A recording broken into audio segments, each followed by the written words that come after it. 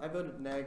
I think that the impact calculus that the 2 and C and 2 and R kind of include, provide, in combination with the case defense, means that the impacts and differential racialized inequalities of the capitalist order outweigh the kind of China scenario that you end up going for. The kind of two pieces of evidence that point me to this was that Nixon card that they read.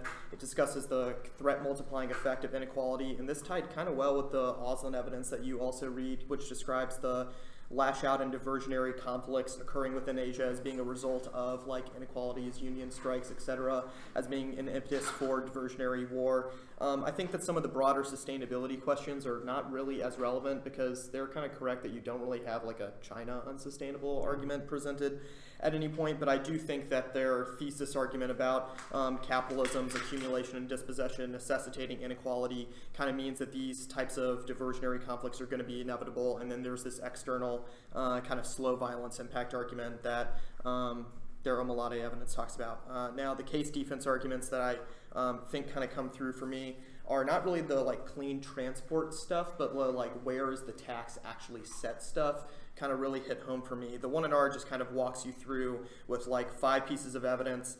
The like Gordon says that the tax is determined by a combination of the OCI with the SCC, and so I think that if the SEC is about to be like tubed by the Trump administration, then I'm not sure exactly where your tax will be set, even though you kind of like assert like, look, it would be based off of this like Obama bill, which like speculated would be like $10.25. But I think that they're kind of controlling that under a different administration, that when the SEC is much, much lower, even when you are using the OCI, that just determines the like, you know, the dirtiness of the certain oil, not the cost of that dirtiness, and that will be controlled by Trump. Their Malakoff evidence was much better on this for me. It says that the SEC is going to be updated with this like skeptical science that doesn't really think that global warming is all that big of a problem. And while you're correct that there's not like a card that ties it together being like that means there will be no revenue, I am skeptical that that means that there will be like sufficient revenue to kind of like overhaul infrastructure, buy all the HSR from China. So that case argument kind of really hit home for me.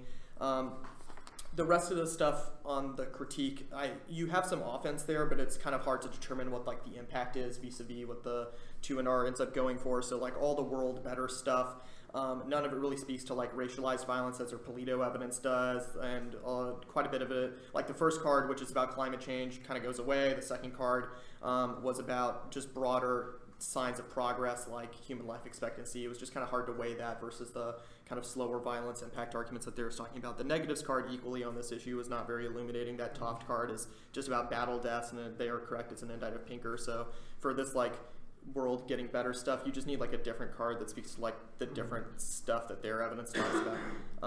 So that's kind of what I viewed as being some of the more important parts of the debate.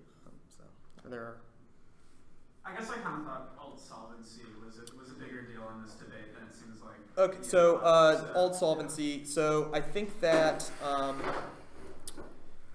there needs to be a bigger push on y'all. I think are going a lot for protests don't make as big a disruption as you think they do, and I think the like next step needs to be when protests do succeed, what they replace markets and things with don't actually solve for inequality. And I think it's that next step that's really missing for me, because just the quality of their evidence on this question, I think, kind of overrides some quality debating that y'all have going on in the 1AR and 2AR. And like protests are kind of a drop in the bucket. They don't change all that much. Their evidence is quite good on this. The like 1AR Tarlow evidence is like the research that we do must be specifically tailored to inform like movements. And I think they're actually kind of doing that when their Polito and their Evans cards describe the need for an adversarial militant posture. That is a specific recommendation for how movements need to approach things. They laundry list like a bunch of empirical examples like rising tide, idle no more, etc. And then the 2 and C cross-X kind of fleshes this out as well in terms of like the bodies on the line style of arguments. So I thought that they had kind of a sufficient explanation for what exactly the protest would be geared toward. And I think that there needed to be a kind of much bigger second level push by the AF in terms of it's not just that your protests don't work, it's that they're actively bad because they try and replace these good things, and that's connected to like this 1AC. So more like socialism type. Yes, yeah. When they're like eco-socialism, you should be just like, well, that's ridiculous. What did you think about arguments about the inevitable economic collapse, like implicating the ability of movements to be effective? So I thought that they equally had a uniqueness argument about Trump causing these coalescing movements to work around extraction and stuff like that. I just didn't really understand the connection between unless you're talking about economic collapse causes nuclear war and that fucks up the movements. That made sense to me. But in terms of just the if you don't solve the economy, movements don't work. I just didn't think that made all that much sense to me. Okay. Go ahead, Cal. Yeah, what do you think would be some ways to better deal with both the procedural stuff as well as connection of debate to actual activism? What do you mean by procedural stuff? The kind of debate is a game. Oh. The only way of playing activism. I don't know. I didn't really understand kind of the value of you spending that much time there, except to extend that SWS card. I mean, I think you're compelling on research is important for politics. That's what we're doing here. But I just view that a lot as just kind of alt debating, not necessarily as this is the process of debate that excludes offense. You could go whole hog believing in fiat is nonsense and just debate is not a game. It has to be only about politics, in which case all of our link arguments prove you're bad politics. You could do that, but I thought what you were doing was kind of sufficient and it helped flesh out the alt, so that's why I thought it was valuable. Okay. What was the second question? I think you kind of answered it there about just connecting debate to actual movements. Yeah. I mean, I think you did that. That Polito stuff is pretty good on adversary forces concessions. I thought you did that. Cool.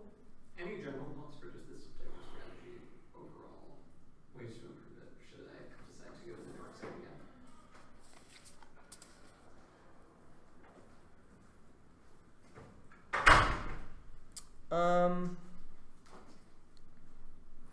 I suppose. Other than some of the card stuff that we talked about earlier, you need a better sustainability argument, I think, for this. And then